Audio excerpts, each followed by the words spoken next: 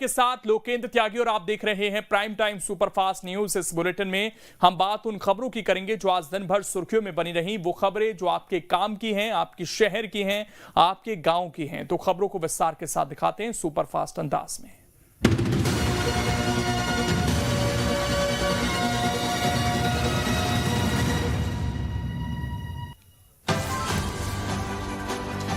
छत्तीसगढ़ में नक्सलियों के खिलाफ बड़ा एक्शन। नारायणपुर में नक्सलियों और सुरक्षा बलों के बीच हुई मुठभेड़ में 30 नक्सलियों के मारे जाने की खबर।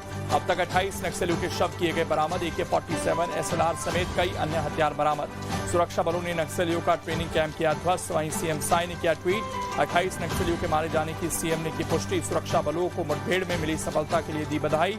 उन्होंने कहा, नक्सलवाद को अंजाम तक पहुंचाना हमारा मकसद। सुरक्षा बलों ने किया सबसे बड़ा नक्सल ऑपरेशन। सुकमा में सुरक्षा बलों को मिली बड़ी सफलता। एक इनामी नक्सली समेत 4 नक्सलियों ने किया सरेंडर। आत्मसमर्पित नक्सली पर 1 लाख का इनाम था घोषित। छत्तीसगढ़ नक्सलवाद उन्मूलन एवं पुनर्वास नीति और नियत नीला नार नीति से प्रभावित होकर किया सरेंडर। कई नक्सल गतिविधियों में थे शामिल। त्योहार का सीजन शुरू होते जमाखोरी और कालाबाजारी भी शुरू हो गई और इस बीच प्याज की कीमतें भी लगातार बढ़ रही हैं। कुछ दिन पहले 20 रुपए किलो मिलने वाली प्याज 60 से 70 रुपए किलो तक पहुंच गई है। प्याज की कीमतों ने सामान्य परिवारों के किचन को प्रभावित कर दिया है। वहीं केंद्रीय कृषि मंत्री शिवराज सिंह चौहान ने लोगों को सस्ता प्याज उपलब्ध कराने की बात कही। कृषि मंत्री ने कहा, सरकार दाल, चावल और प्याज जैसी जरूरी चीजों का बफर स्टॉक कर रही है और यदि उनकी कीमतें बढ़ती हैं तो सरकार स्टॉक से लोगों को रियायती दरों पर सस्ता प्याज उपलब्ध कराएगी। केंद्रीय कृषि मंत्री शिवराज सिंह चौहान के बयान पर कांग्रेस नेता PC शर्मा ने किया पलटवार। बोले, महंगाई कम करने में बीजेपी सरकार नाकाम, प्याज की बढ़ती कीमत से जनता परेशान।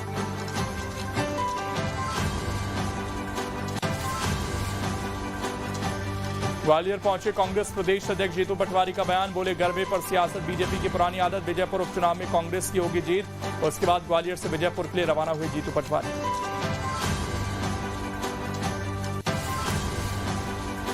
छत्तीसगढ़ के मुख्यमंत्री विष्णुदेव साय 1 दिवसीय दौरे पर पहुंचे दंतेवाड़ा, जहां उन्होंने मां दंतेश्वरी के मंदिर में पूजा पाठ कर प्रदेश की खुशहाली की कामना की। इसके बाद CM ने मंदिर परिसर में स्थित घाट, निर्माण और कॉरिडोर का किया उद्घाटन।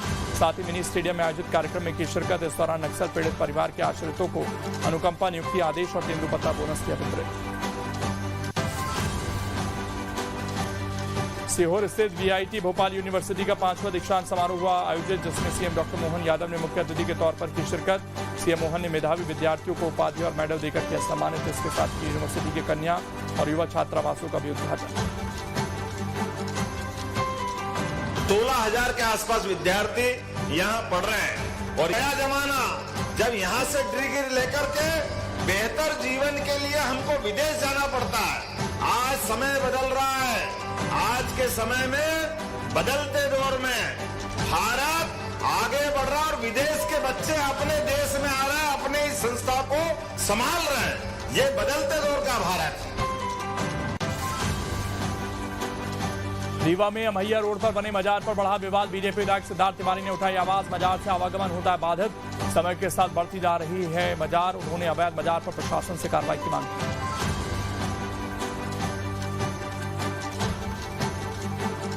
मैं जब छोटा था तो मुझे अच्छे से याद है कि एक 3x3 का चबूतरा चादर डाल के किसी ने बिछाया था। किसी की आस्था रही होगी, परंतु समय बीतता गया और मैंने जो 15-20 साल में जो देखा है, मुझे ऐसा लगता है कि अतिक्रमण किया गया है। एक भव्य मजार को एक भव्य मस्जिद का रूप दे दिया गया है। एक हरे रंग की बड़ी सी दीवार रोड पर खड़ी कर दी गई है, जिसके कारण ट्रैफिक में बहुत ज्यादा असुविधा होती है। इस तरह का कोई भी अतिक्रमण जनता को समस्या देने वाला नहीं होना चाहिए। इंदौर में गरबा पंडाल में युवकों की पिटाई। बजरंग दल के कार्यकर्ताओं ने की युवकों की पिटाई। इंदौर के रावजी बाजार थाना क्षेत्र का मामला। सोशल मीडिया पर मारपीट का वीडियो वायरल। गरबा खेल रही लड़कियों का वीडियो बनाने पर की पिटाई। पिटाई के बाद युवकों को किया पुलिस के हवाले। गरबा में गैर हिंदुओं के प्रवेश का मामला थमने का नाम नहीं ले रहा। उज्जैन में बीजेपी नेता मुकेश यादव ने गैर हिंदुओं को गरबा के मंच से दी चेतावनी। उन्होंने कहा, मर्दों के लिए कुर्ता अनिवार्य है, लेकिन छोटा कुर्ता नहीं। साथ ही उन्होंने कहा, मुसलमानों की एंट्री यहां बैन है। जो आएंगे वो अपने रिस्क पर आएंगे।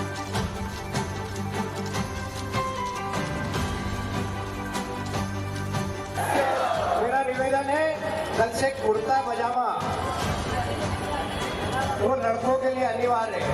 छोटा कुर्ता नहीं चलेगा, छोटा पजामा नहीं चलेगा और बड़ा कुर्ता वैसा नहीं चलेगा यहाँ। पर फिर से मैं एक बार बोल रहा हूँ कि अगर कोई गैर हिंदू यहाँ मिल गया तो अपना खुद का जिम्मेदार होगा वो। धन्यवाद। लेकिन और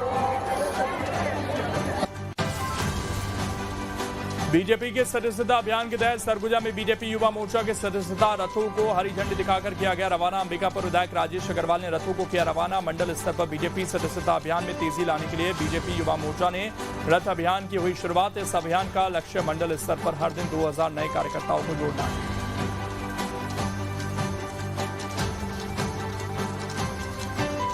युवा मोर्चा के द्वारा एक रथ यात्रा का आयोजन किया है जो जिले के सभी मंडलों में सदस्यता अभियान के तहत प्रवास पर रहेगा। ये